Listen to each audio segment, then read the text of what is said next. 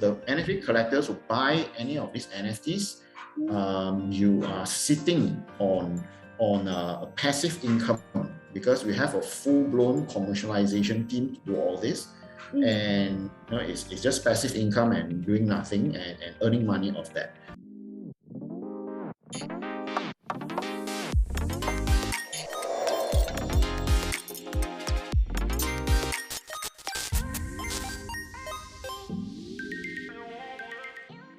Hi guys, welcome back to TALKCHAIN channel. You are watching our non-fungible talk MS series with the host of today, Choco.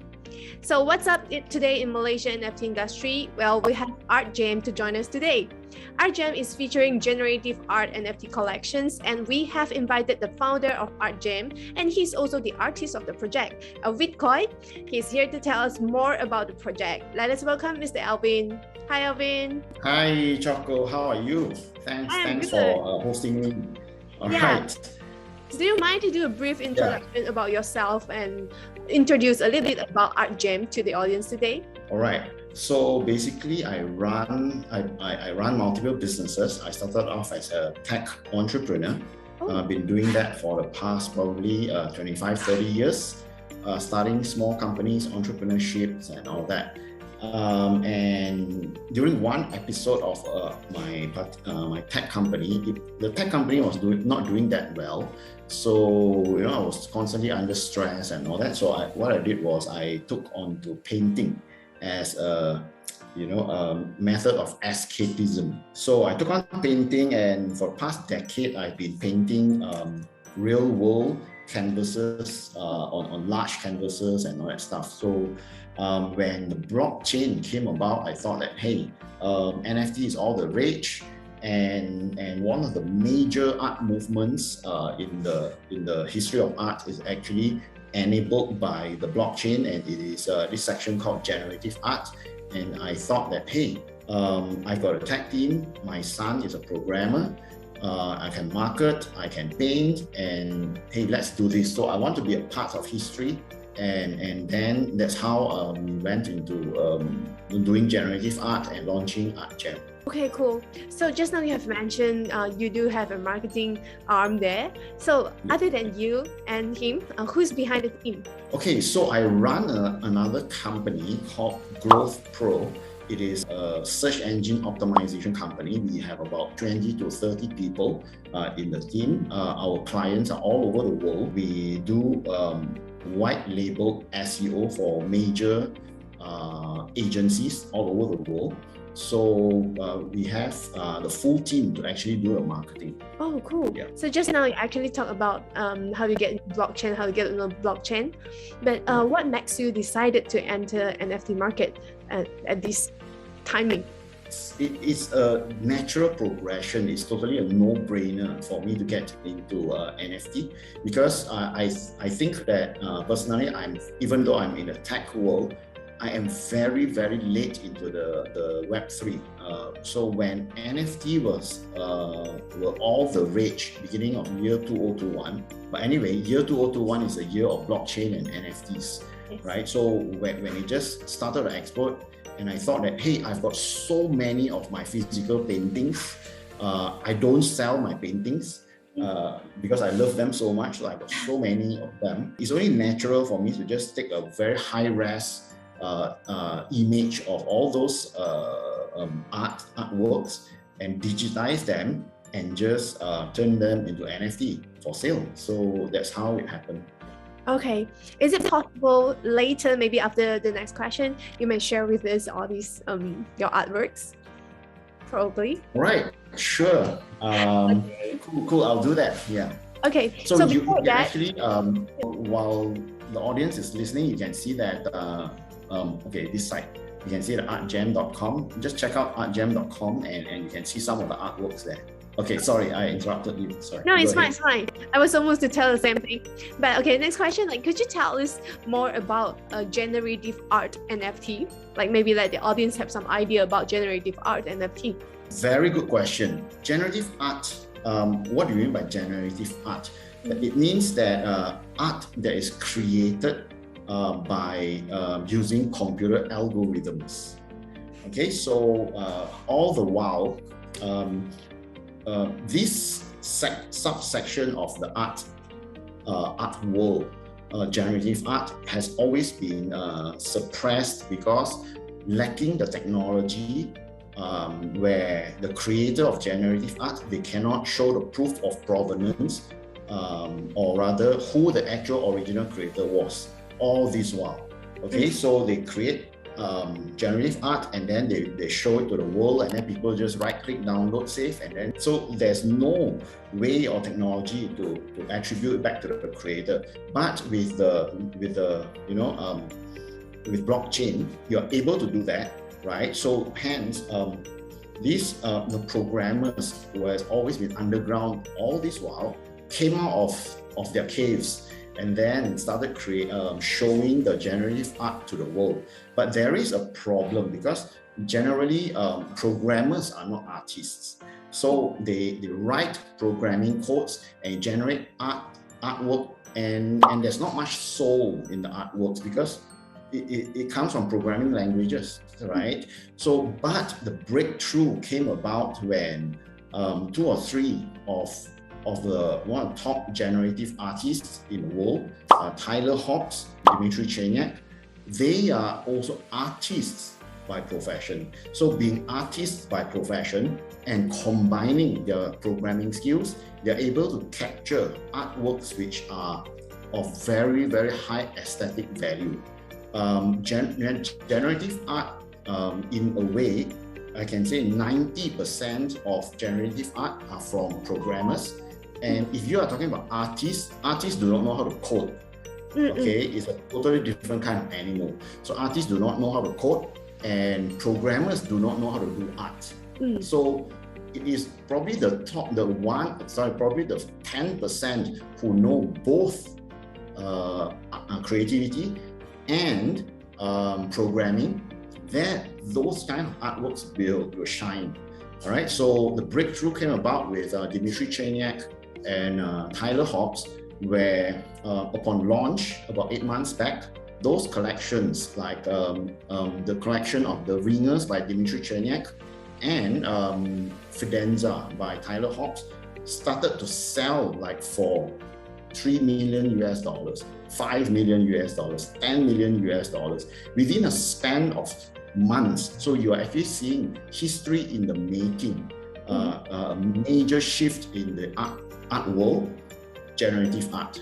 So it's been enabled by blockchain. Thank you so much for the info. That is very interesting. So next, I would like to know what was the inspiration of Project Bulat-bulat, which is the project you're going to launch, I think, in 2 days, right? Right. So Project Bulat-bulat is our, what we call the genesis, the very, very first collection of from Artjam. So I launched Artjam.com because our vision is to have like 2 or 3 art collection with high scarcity level of each collection.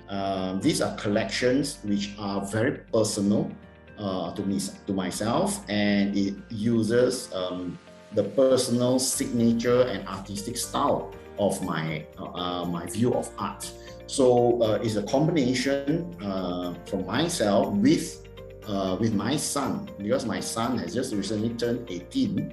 He's a good programmer. So I came about with the idea that, hey, if my son can create algorithms and capture every single detail of my signature art style into algorithms, and then we generate tens of thousands of artworks, and then we only select 1,000 art pieces. Now these will be AAA grade, and will burn all the tens of thousands of pieces, and all those will never be for sale. And what is for sale is the AAA ones. Okay, so that's what we have done, and that is the creation of Bulat-bulat. Okay, so is there a story or is there messages that you want to bring to the audience through your project Bulat-bulat? Wow, okay, yeah, definitely. So being an artist, right? I don't want to just create art where it is soulless, no story, no backstory and all that.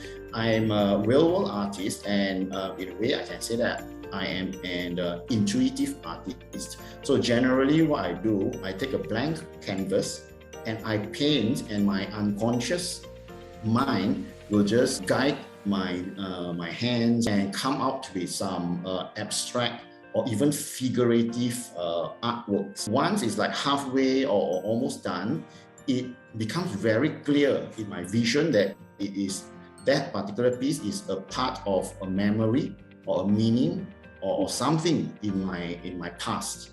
Okay, and it's very evident. So what I wanted to do was to have this happen and be captured by algorithms.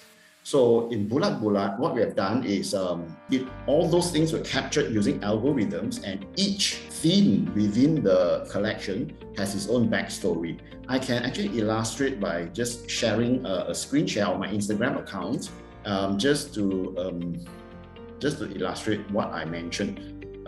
Maybe you can enable screen share for me. Oh, can you share now? All right, so this is my Instagram account. You can see, so follow me there, Alvin Koay Art.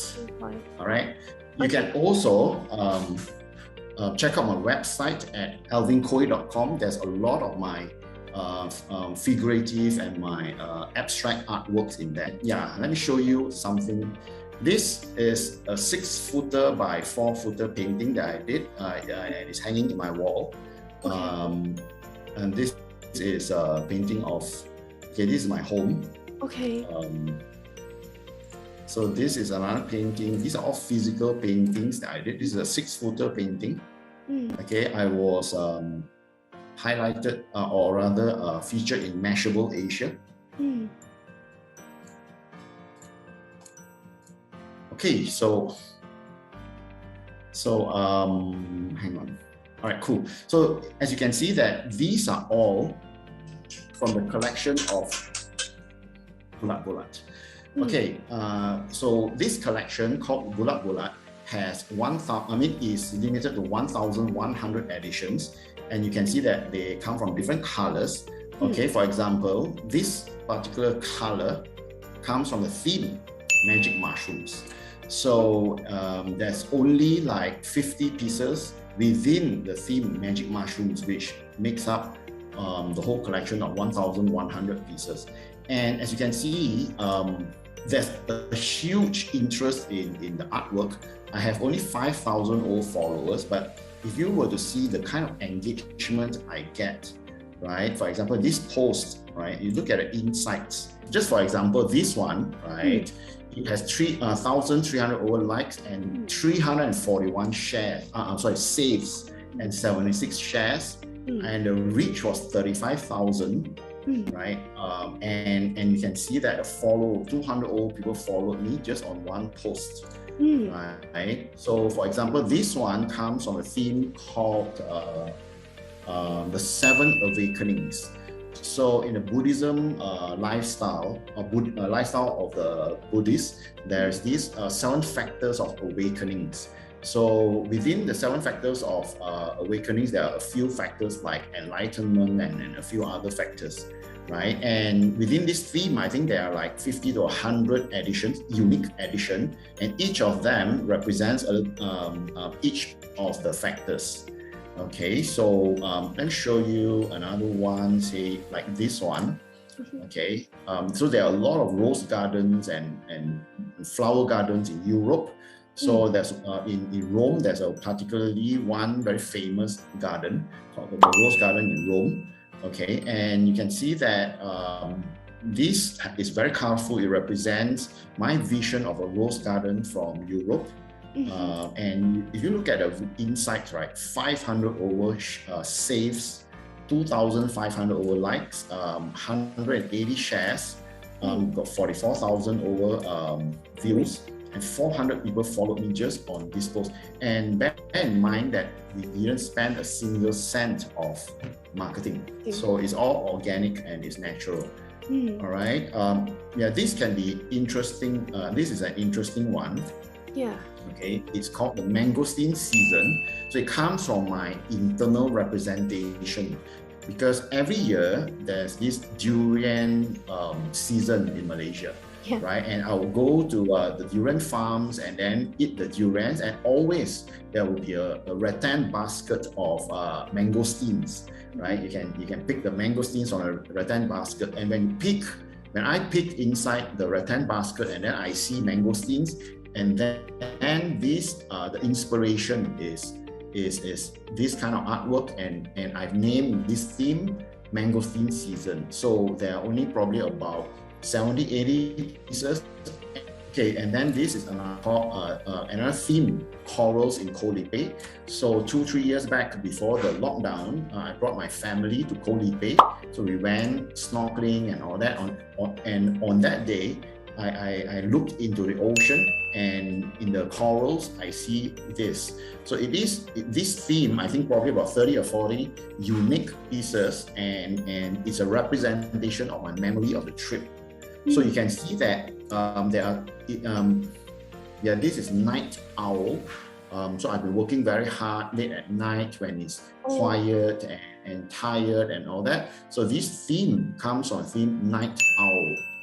Okay, and probably about 40 or 50 pieces here. Okay, so as you can see, there are so many different themes, and there are actually 24 themes within the 1,100 collection. So every theme has its own backstory. This is one interesting one. This is quite a rare one because there are only a few pieces in this theme. It is my representation of good again, winning over evil. You can see that it's called this is called Among the Roses. So my representation is that these are the dark spots in a person's life, and then these are roses that's growing out from the dark spot. And as the roses grow and grow, it will cover up all the dark spots in the person's life, and then it's a representation of good winning against evil. So it has very strong meaning. Even though these are all generated using algorithm, it is my personal story and it's my world. Okay, that is so cool. This is another one if you're interested, right? This is from the theme Jars of Fireflies. So when I was young, I used to catch fireflies and put the fireflies into jars, right? So this comes from my decades old memory when I was a child. So this theme is called the Jar of Firefly. So you can see that every single one is not just art, but it has this is art from my story. So so this is my son when he was 9 years old. So today he's 18 years old. Wow. Wow, and now he's your business partner. Yeah, he's my business partner together with my full team. Oh, yeah. So these are the first batch of NFTs that I launched. So I was kind of angry with the government, and then I actually drew a huge artwork. Yeah, you can see that these are 6-footer artwork. So I actually drew artworks from my unconscious mind.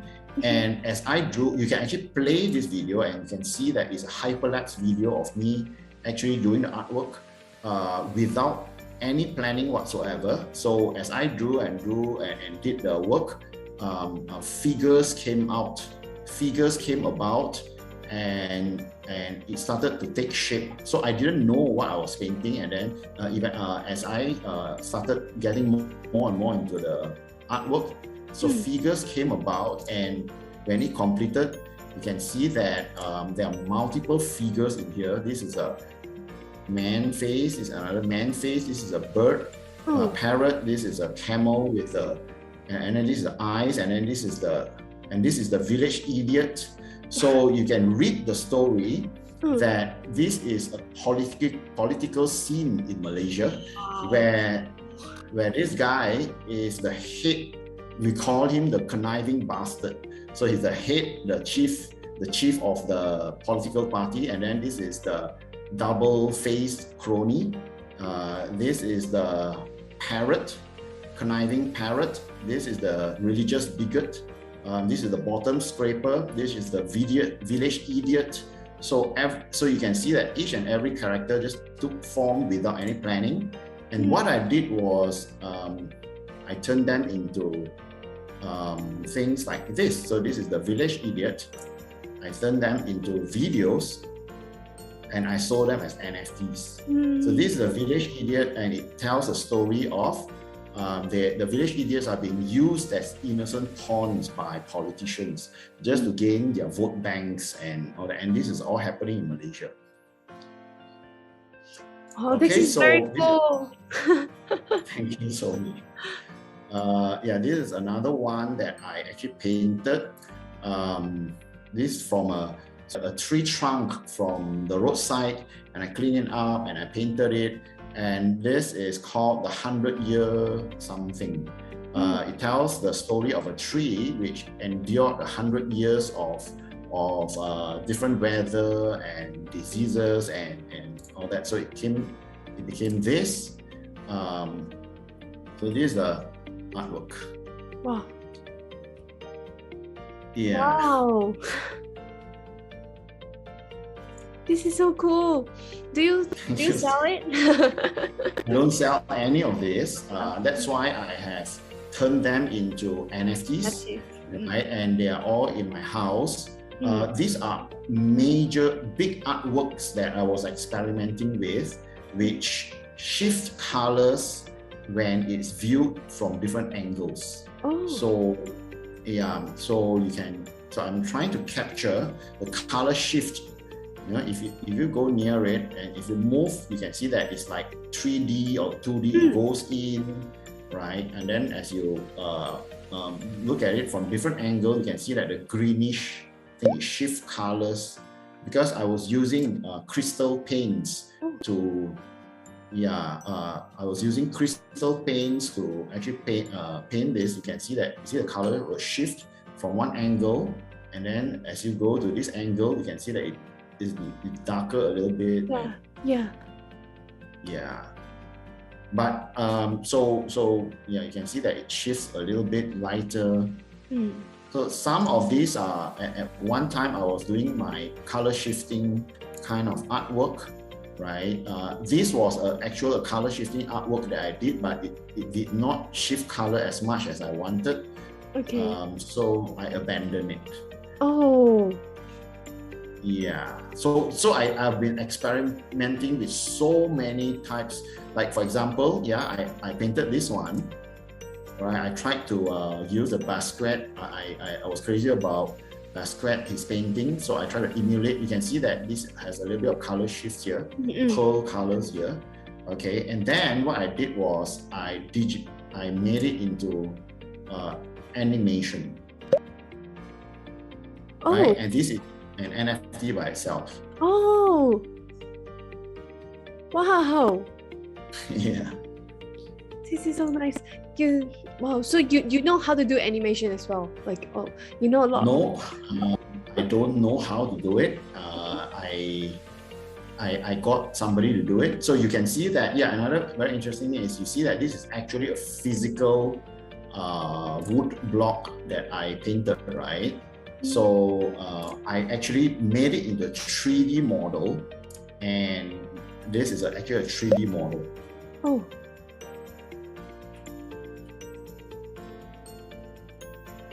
So all this you can actually digitize and turn it into NFTs and sell it as different NFTs. Yeah. Okay.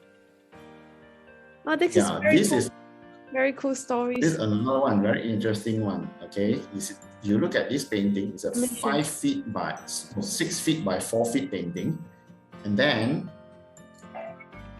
I even put original music on it, so it represents this bull.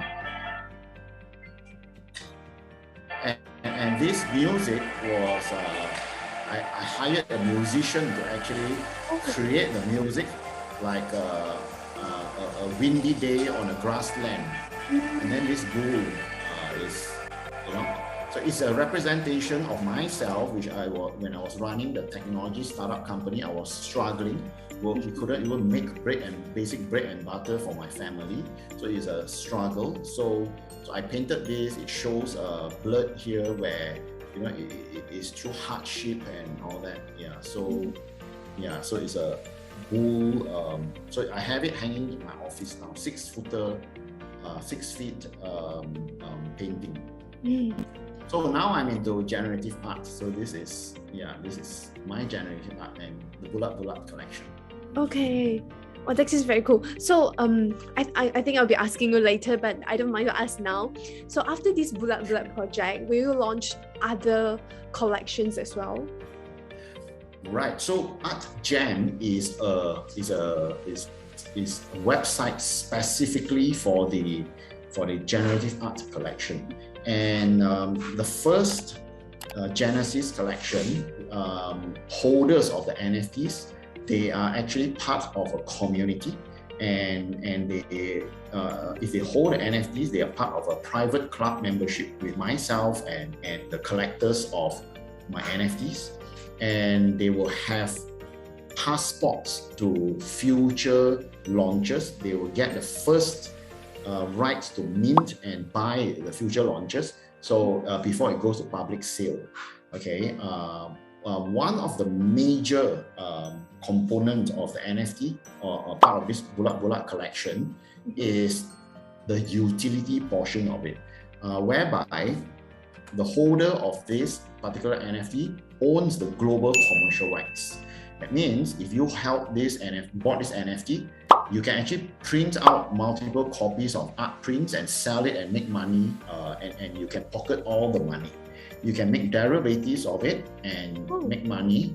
You can license them out to wallpaper companies or screensavers with made the screensavers with telcos and telecom companies and all that. License it out and make money of it. So it comes with global commercial rights. Okay.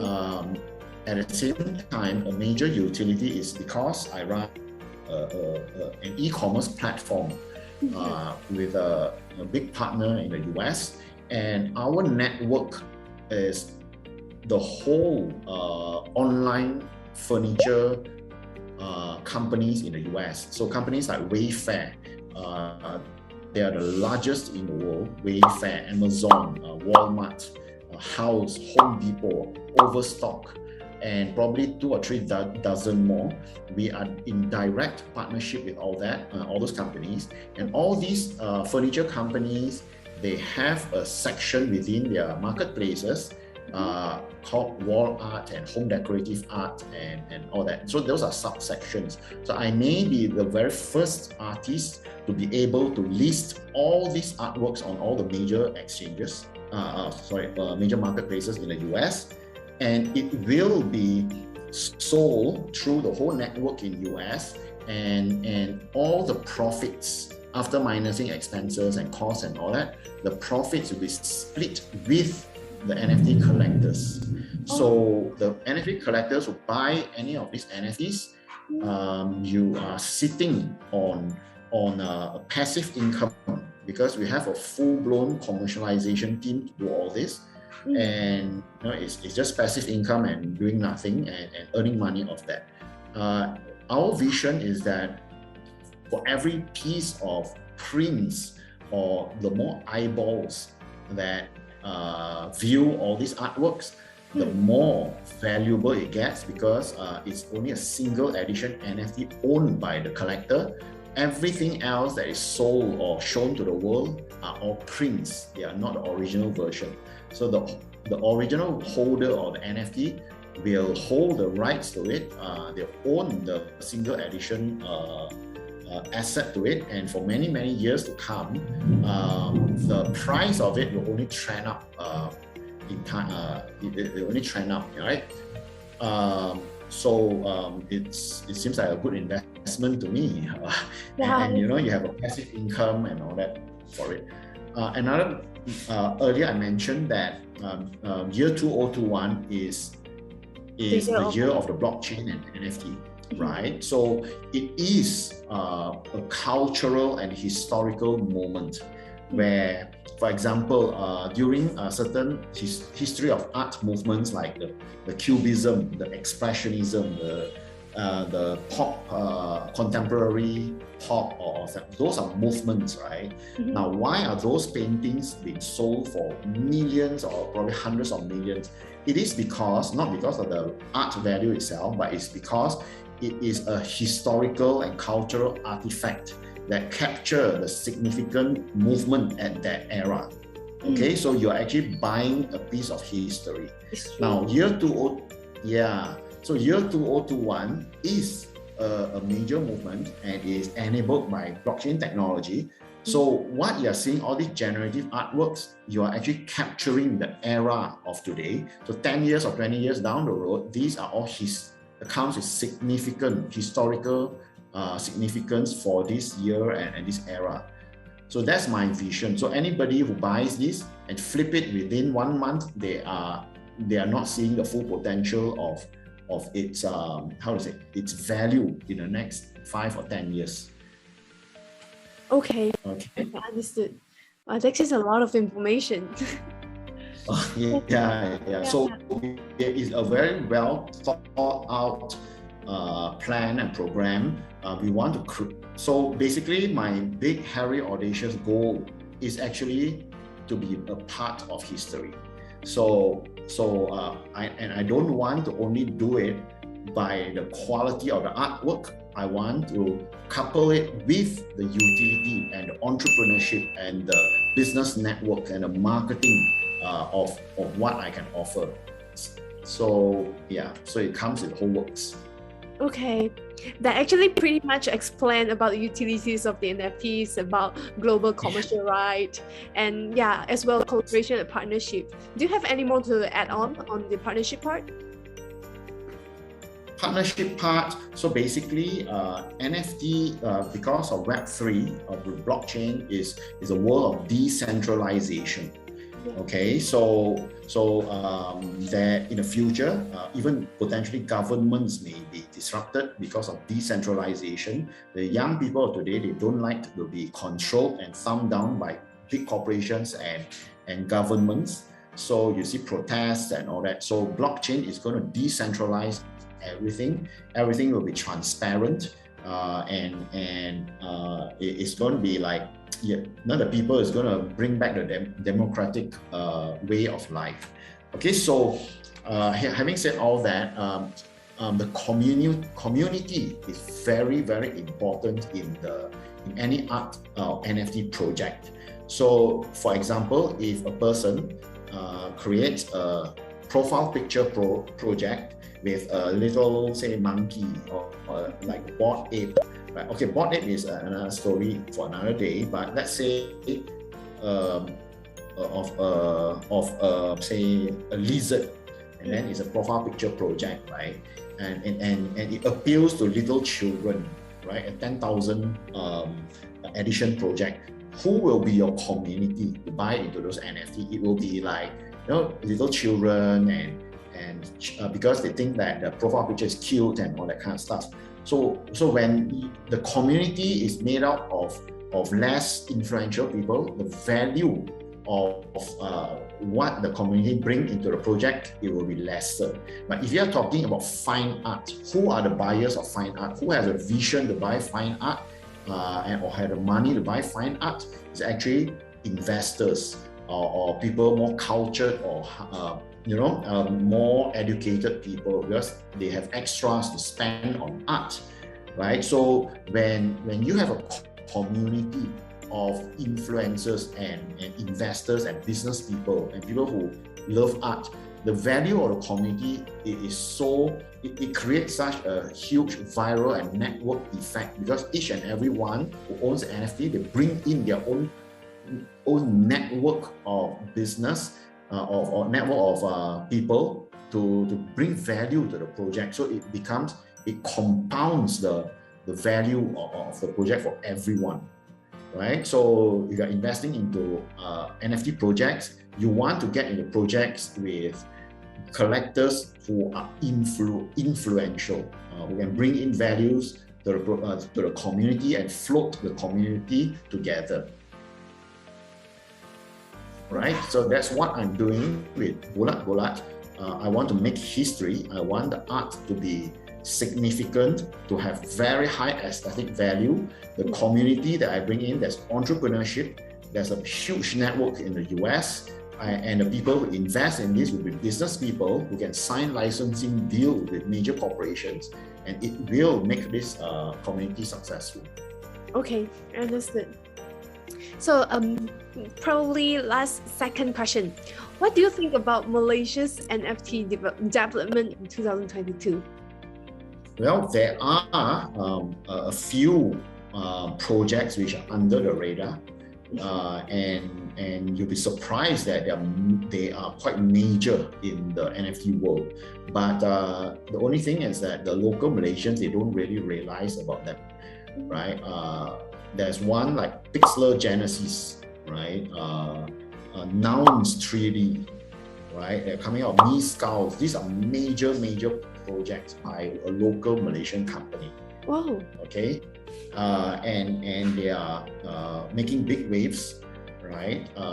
You'll hear of them, but you may not know that they are Malaysian companies. They are like probably 500-600 man team, distributed all over the world. But they started off in Malaysia. The HQ is in Malaysia.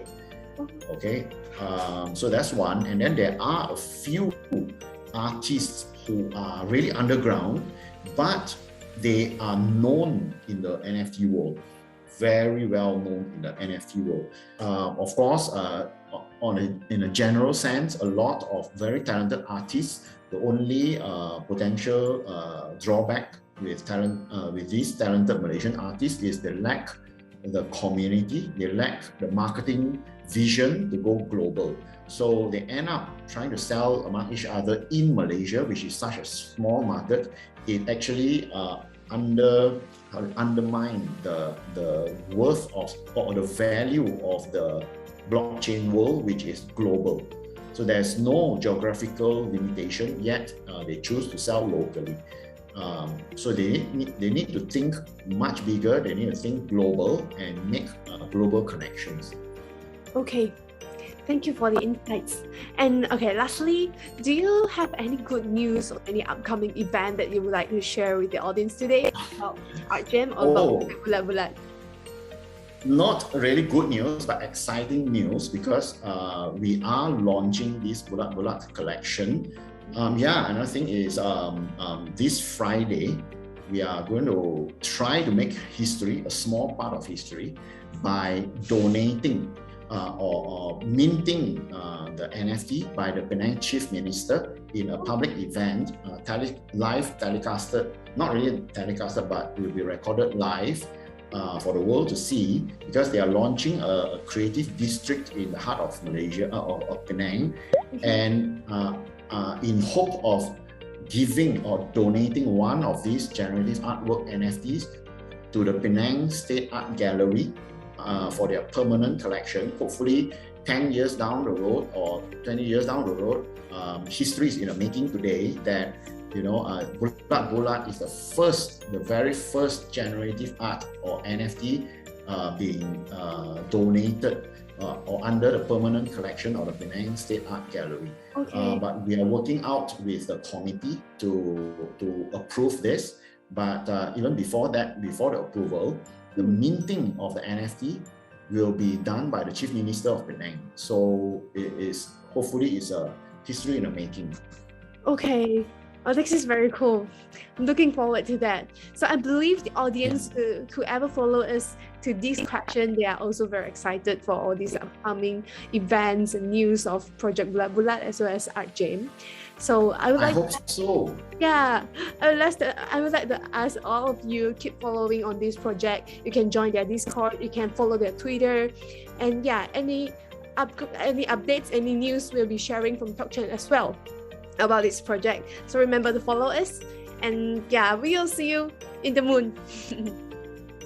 Thank you so much, Choco, for the opportunity. Thanks everyone. Please reach out to us, follow us on Discord, come into Discord and hang out and chill with us. I'm always there to answer questions, and if you're interested to know more about the project, check out Artjam.com. It's launching in 2 or 3 days. Hopefully you don't miss it. Thank you so much. Thank you, Alvin. Thanks, Choco. See you next time. Thank you.